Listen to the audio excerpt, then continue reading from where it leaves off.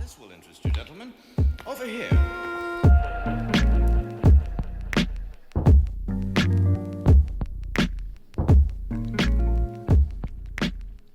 Hello and welcome to the Cosm Podcast. I'm your host, Tyler James Berger. On this episode, I talked to Rick Doblin, who is the executive director of MAPS, the Multidisciplinary Association of Psychedelic Studies, a nonprofit that develops medical, legal, and cultural contexts for people to benefit from the careful uses of psychedelics and cannabis. I interviewed Rick as part of our series of featured guests on our Bicycle Day broadcast, so this episode focuses on the therapeutic context for LSD that MAPS and other organizations are exploring. Rick is an expert and leader in this field, and it was an honor to talk to him about his work. So without any further ado, please welcome Rick Doblin.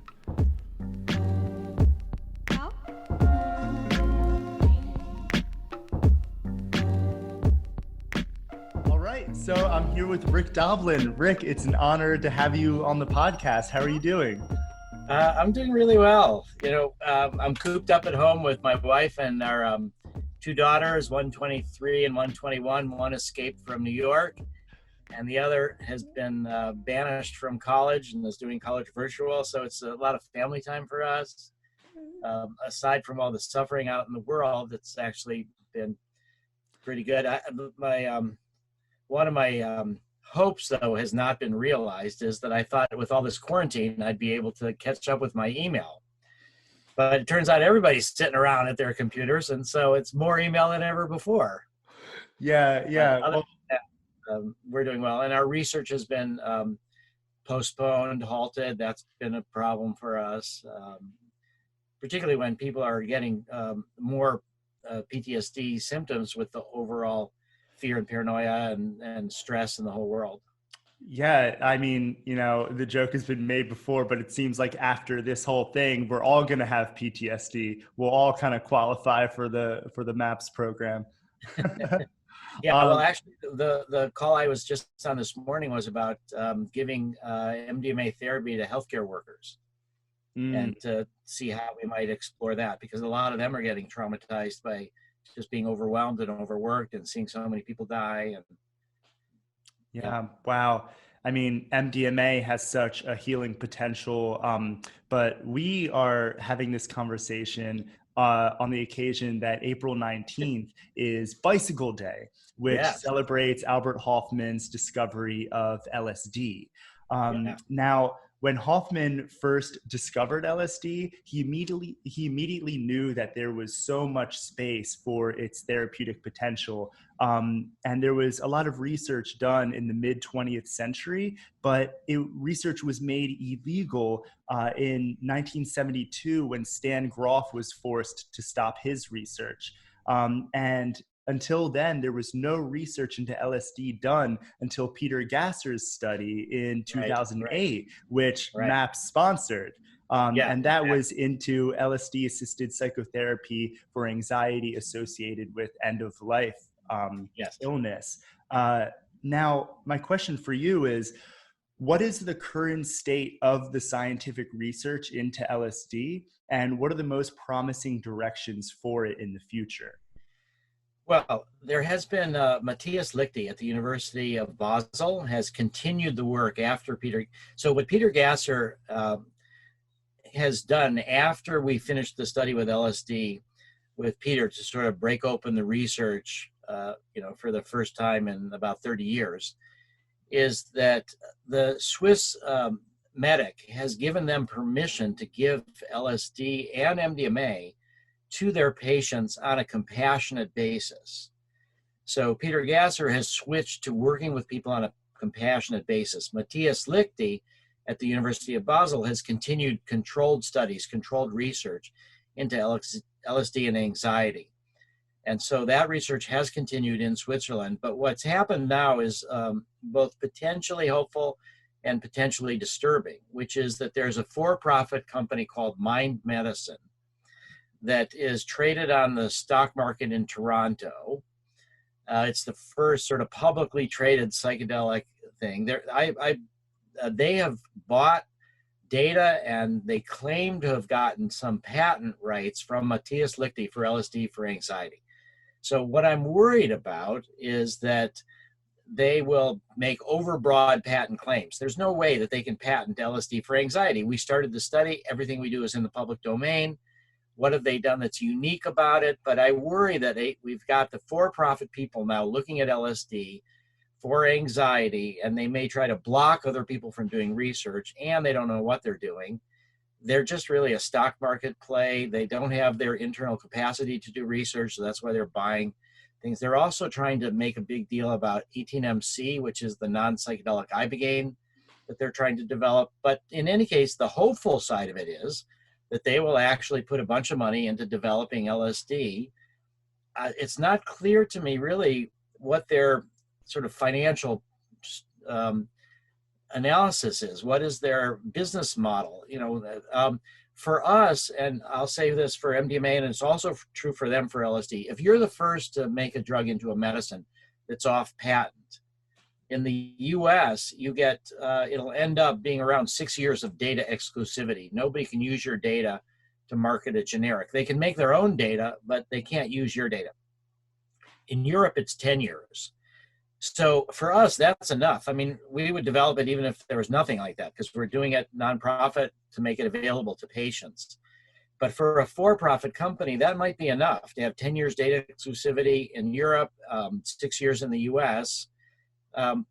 Hopefully they will see that and not try to make overbroad patent claims. But in any case, we'll have to look at mind medicine to see what they're going to do with LSD. And they're the only people now really trying to develop LSD into a medicine for a psychological illness. There's been a bunch of people interested in LSD microdosing studies for creativity. There's a fellow named Shlomi Raz that started the Elucis Benefit Corp, and their first study for LSD for creativity failed in terms of microdosing. And their explanation was that there's such a background rate of creativity in the control groups that it's hard to show a difference. And they've now switched to looking at LSD and other substances for inflammation, and maybe that they can have an effect on Alzheimer's or other kind of inflammatory disorders. But I think there's a small study in New Zealand looking at LSD for microdosing for creativity or depression. But in general, for psychiatric indications, I'm much more sympathetic with the idea of macrodosing than microdosing, because what we really want to do is make people free of drugs. We want to make them free of the depression. We want to not just control symptoms, we want to get to the core root of the problem. And cure it. Yes, exactly. Exactly. So I think microdosing is a valuable option for people. And if it helps and people don't want to do a macrodose to work through, then they should have that available. But I think at least for now, both the rest of the investor money and the philanthropic money is going more into psilocybin than into LSD. Now, we touched upon LSD being looked at as a treatment for anxiety, but there are people asking questions about whether or not it can do things like enhance creativity. But from a therapeutic context, what are some things that make LSD unique in its therapeutic potential? Certain applications that LSD can uniquely have that other psychedelic substances aren't being applied to as much? Yeah, that's unclear. So it's, we're seeing that psilocybin is working really well for depression. We've got two studies, two companies got breakthrough therapy designation, one Compass for treatment-resistant depression, the other Usona for major depressive disorder. We're seeing psilocybin being effective for addiction, for dependence on alcoholism. So in the 60s, you mentioned Stan Grof and the work, they did two areas. They did LSD for alcoholism and heroin addiction, and they also did LSD for anxiety and depression from end of life, from cancer patients facing end of life issues. So all of those have been looked at with other psychedelics. So I think that there's, you can think of psychedelics as like a rainbow, like they're all different colors, but they're all part of the same rainbow of psychedelic effects. So to say that one has unique properties that other doesn't, I'd say ibogaine has, it seems like a unique property for helping people withdraw from opiates. It's not clear to me that we could say there's one disorder that LSD is ideal for that nothing else would work for. So for example, the first work in the whole world of psychedelics for PTSD was with LSD. It was a Dr. Jan Bastiaans in the Netherlands, and he did work for what he called concentration camp syndrome. So this was shortly after World War II and up into the 80s. He was the last person in the world to still be able to give LSD legally. When everything else was shut down, Bastiaans was still giving it for concentration camp syndrome. And a lot of the Dutch people that were in the camps were not just Jews or gypsies or homosexuals, but also were Dutch resistance fighters. And a lot of them then became part of the Dutch government, and they protected this work. But LSD for PTSD is very difficult.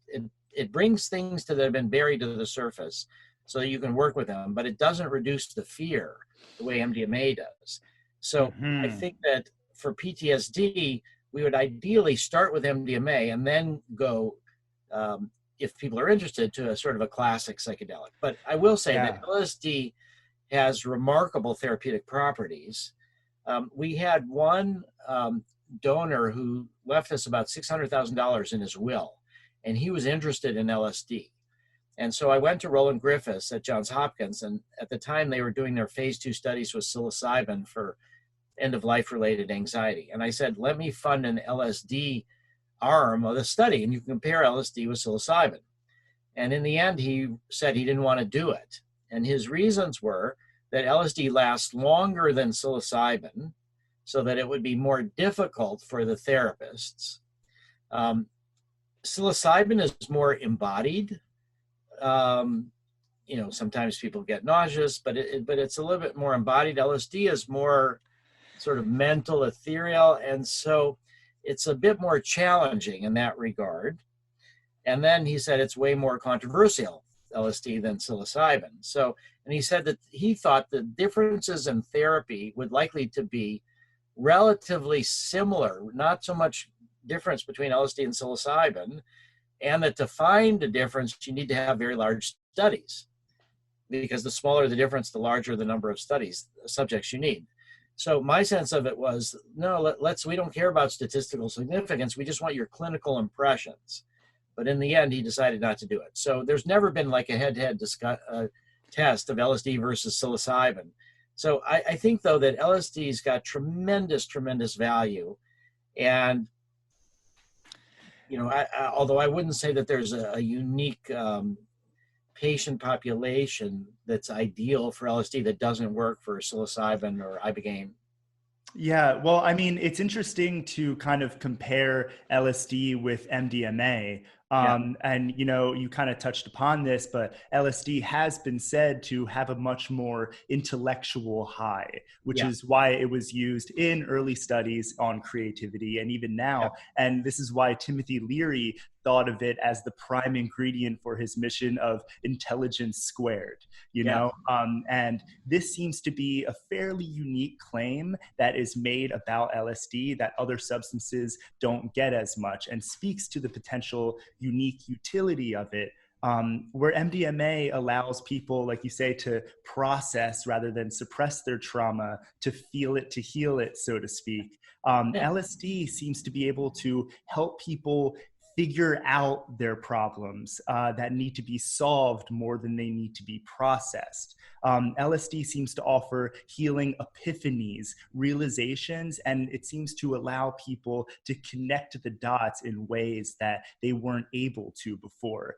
So with all that being said, what do you think is the therapeutic potential of combining LSD with MDMA?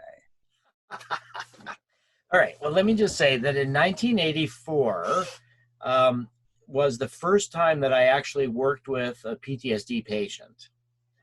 And so the first session, and I talked about this a bit during my TED Talk, but this part I didn't elaborate on. So the first session was an MDMA session.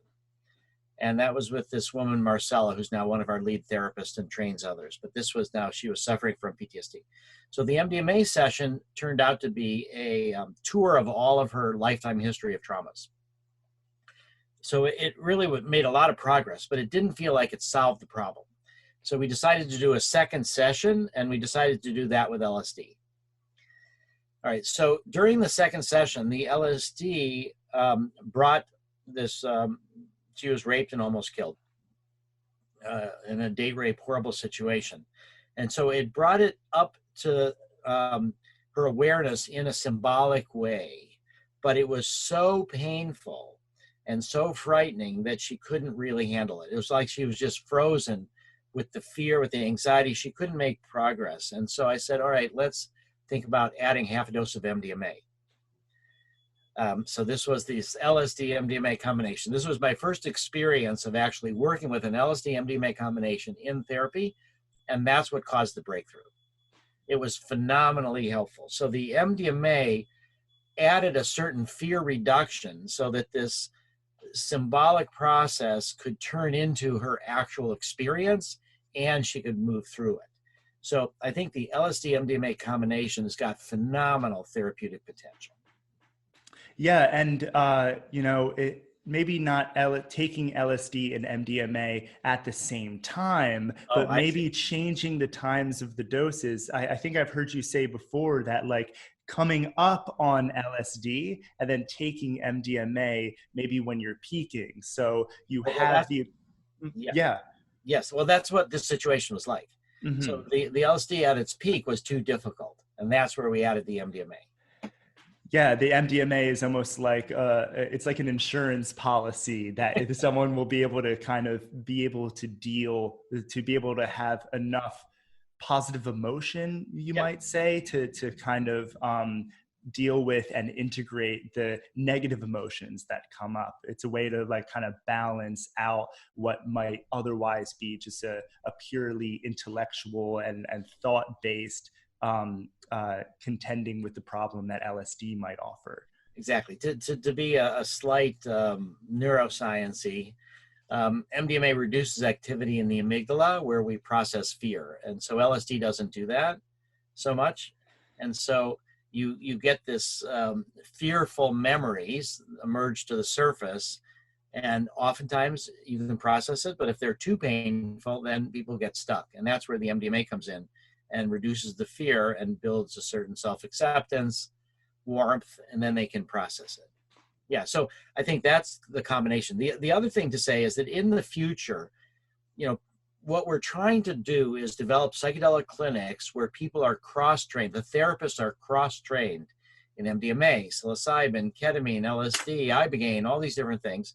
And I could imagine in the future where you get MDMA twice for PTSD, and then you get LSD or psilocybin or ibogaine or something like that.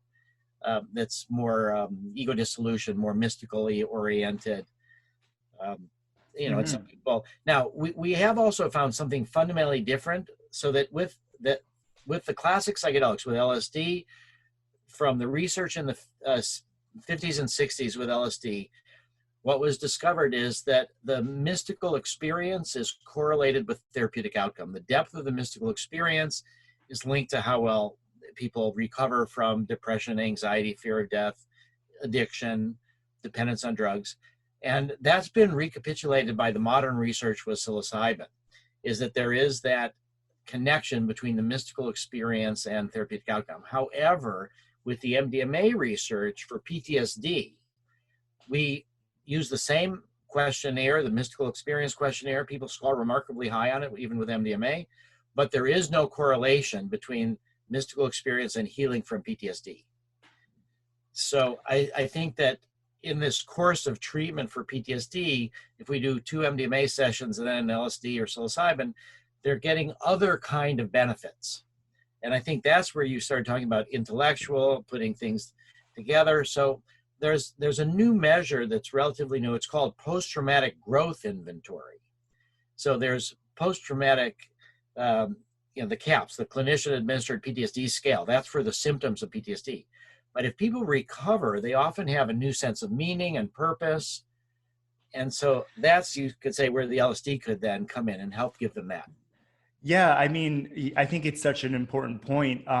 The utility of the mystical experience itself. It's not just like it's not just the ingestion of the drug that causes the healing. You need to ingest the drug and then subsequently have that experience. It's a healing experience more so than just what it's doing to the body, which is, it's interesting to see some of these for-profit companies try to get the benefits of psychedelics without having the experience there. There are some people who want the healing potentials of psychedelics, but want to be able to offer that for people who don't necessarily want the psychedelic experience, you know? Yeah, well, that's the weird thing I'd say about Mind Medicine, this company that's bought Matthias Lichty's LSD data, and they claim patents on something, although I have no idea what he's originally invented. But they started by talking about them being a psychedelic company working with 18MC, which is a non-psychedelic version of Ibogaine. And they tried to claim it's as good as Ibogaine and tell a story. And so it's weird, is that we've got this company that has focused initially on non-psychedelic psychedelics and claiming they were doing psychedelic research. Now they've got the most challenging psychedelic, LSD. Well, we'll see what they come up with. Yeah, I think it's hard to integrate the modalities of shamanism into Western medicine, because it's characteristic of shamanic medicine to have these healing experiences, when that's not really a modality seen in Western medicine. We just kind of want to give you the drug and have it heal you. We don't necessarily know how to help a patient navigate an experience that has healing potential. Although I'd say that there's been an enormous disillusionment in psychiatry about just being psychopharmacologists and just giving medicines to people. And so we see that people are getting more people are getting more medications, and the amount of depression is going up, anxiety is going up, PTSD is going up. So there's so many psychiatrists that we talk to that are so disillusioned from having 15-minute meetings with their patients to adjust their medications, not even talking to them about their issues. So I think that we're at this point where psychiatry is ready to embrace psychotherapy facilitated by psychedelics. And what we try to tell the FDA and everybody is that our drug is not really the treatment. It's not MDMA. It's therapy facilitated by MDMA. And that's the same as psilocybin. It's the therapeutic context facilitated by the drug. And so there's a lot of times, we all know that people have taken LSD or psilocybin or MDMA and have had bad experiences that have made them worse off. And we like to say that difficult is not the same as bad. So what bad means is that you suppress it, not that it's difficult. But a lot of people don't have the support. They take it just for fun. They get deeper things coming up. They can't handle it. They try to suppress it, and they end up worse off. So yeah, the drug itself is definitely not the treatment. And let me contrast this, and this is another worry that I have about for-profit psychedelics, has to do with ketamine. So ketamine has now been approved for S-ketamine, an isomer of ketamine has been approved for depression. And the pharmaceutical company that did that, Johnson & Johnson, they claim that the treatment is the drug, that it's ketamine is what does it. You don't need to talk about your experience at all. You don't need to accompany it with therapy. It's just like electroconvulsive therapy. And in fact, a lot of people are getting ketamine in ECT suites, and they're being given it by anesthesiologists who know nothing about therapy. And yet it can be helpful to some extent, but the effects seem to fade, and you need more and more ketamine over time. And so what's happened is that it's a profit maximizing strategy by the pharmaceutical company to claim it's just the drug. But if they were to combine it with therapy, the patients would benefit, but more of their money would go to the therapist rather than to ketamine. So the pharmaceutical company, looking at it in a narrow way, just about profit maximization, made it into a medicine without psychotherapy at all. So that maximizes profits, but not patient outcomes. And that's a concern again. And yeah, I mean, I think they're kind of doomed in a way, because the experience is such, almost all of the cultures that have integrated these substances into their kind of medicine, medicine book, they know that it's the experience that heals. And I think this is why MAPS primarily, you deal with, like you said, macro doses, doses high enough to have these effects. But, what is the prospect on therapists eventually being able to prescribe microdoses? Is there ever going to be a day where you get prescribed, a microdose of LSD that you take outside of the office, Well, okay, in order for that to happen, there has to be clinical studies that prove that it's safe and effective for some clinical disorder. So the creativity studies with psychedelics, with LSD in particular, are not about treating a disease. So it's about basic science, but we're never going to get FDA to say, here, you can have a prescription for creativity and you can get LSD microdosing and do it at home. For that, we need drug policy reform. We need to move to a place where adults can, in a licensed legalization system, can get access to all different psychedelics, all different drugs like that. Yeah. But I'd say for the FDA approval for microdosing, there would have to be clinical studies, let's say LSD for depression. And I don't see anybody conducting those kind of studies. Yeah, I mean, the therapeutic route is the obvious first step to try to get some of these things through. But when do you think will be the day where it becomes responsible to advocate for LSD use for the betterment of well people? Okay, I think it's responsible to advocate that today. Let's advocate for that right now, you and I. There you go. Okay, when I think it will actually happen is 2035. Now, the reason I say that is that what we've seen with medical marijuana is that we've had to have a decade or two of medical marijuana for people's attitudes to change about the legalization of marijuana. And so it was 1996 that were the first medical marijuana states, California and Arizona.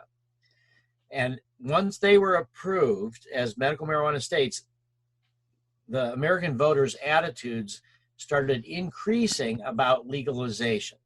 So what I think we're going to need is in 2022, we anticipate approval for MDMA assisted psychotherapy for PTSD.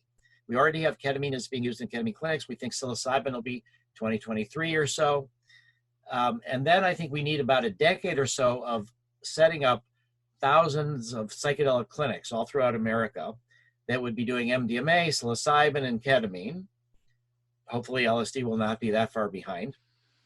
And then from that perspective, people's attitudes were changing. We'll also have federal legalization of marijuana. I'm thinking that that might be potentially even 2025. This COVID crisis is going to increase the chances that that's going to happen because of all the tax money that we're going to be needing. Why should we give it to the underground markets? We should tax marijuana. So I think maybe 2025 will be the time after the next presidential election. The one after the one in 2020, and maybe it'll even be sooner. But I think 2035 is when we move to licensed legalization. And the way in which I think it'll work is that we have all these psychedelic clinics now, and I think it's like a driver's license. I think you're going to go to a psychedelic clinic. You say, I want a license to do LSD. What we have to say is, first off, you need to know what LSD does. And the only way really to know is to take it, and to take it under supervision. So you go to one of these clinics, it's heavily subsidized, so it doesn't really cost you much money. And it's subsidized by the government because the government's going to be making all sorts of tax money on the sale of LSD for people that are licensed to use it. So you take it under supervision, you understand what it is, then you get a license to buy it. And if you buy it and you take it and then you take off your clothes and you run screaming naked down the road, you've had a difficult trip, and the police catch you, then they charge you for indecent exposure or whatever, but you also lose your license to buy it for a while. So it's a licensed legalization system, and I think 2035, and hopefully we can make it happen sooner. Yeah, I mean, that certainly makes sense for LSD, but then I just think like it seems like it would be harder to do that for something like mushrooms, something that grows out of the right patch of wood chips, Well, there's already loads of people, growing their own mushrooms. So I think what's happened is in terms of legalization, we've had Denver has made mushrooms the lowest enforcement priority. So has Oakland, but they've expanded it to other plant psychedelics. Oregon may have the Oregon Psilocybin Initiative. So I think there will be more and more access to psilocybin and to decriminalization efforts starting right away. And so what MAPS is doing is we're unlike these for-profit companies that try to stay away from drug policy reform.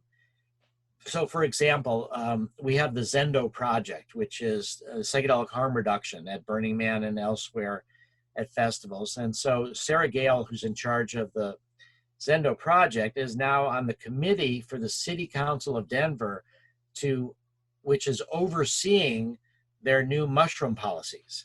And so they're going to be educating the police, the emergency rooms, the first responders about psychedelics so that they can recognize if people are having difficult experiences, don't tranquilize them, don't arrest them, bring them to these people that can talk them through it.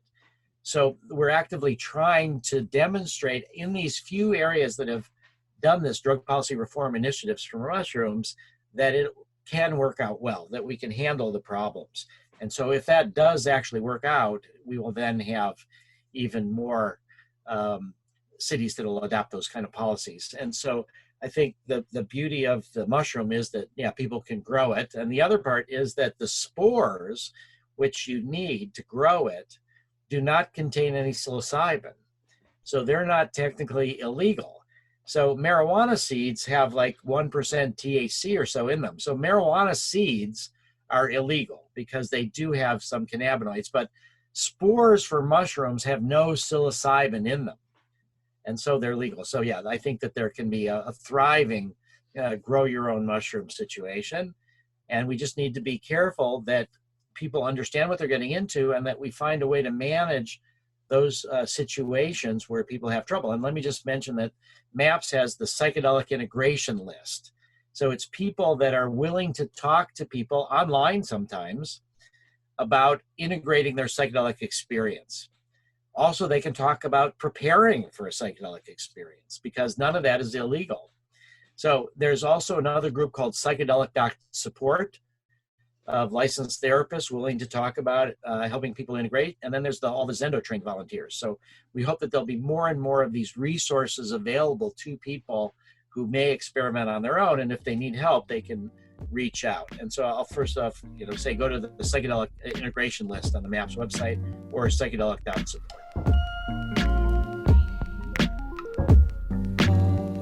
Thanks again for listening to the COSM podcast. To learn more about MAPS and the work that they are doing on the front lines of psychedelic research, please visit maps.org. To learn more about COSM, please visit cosm.org and be sure to follow Chapel of Sacred Mirrors on Instagram and Facebook to stay up to date on future podcasts and virtual events. Please consider making a donation. A contribution of any size is a stand for COSM to continue to bring inspiring and uplifting offerings to the Love Tribe. Thank you to Deca for the soundtrack to this podcast. You can find Deca on YouTube, Spotify, and Bandcamp.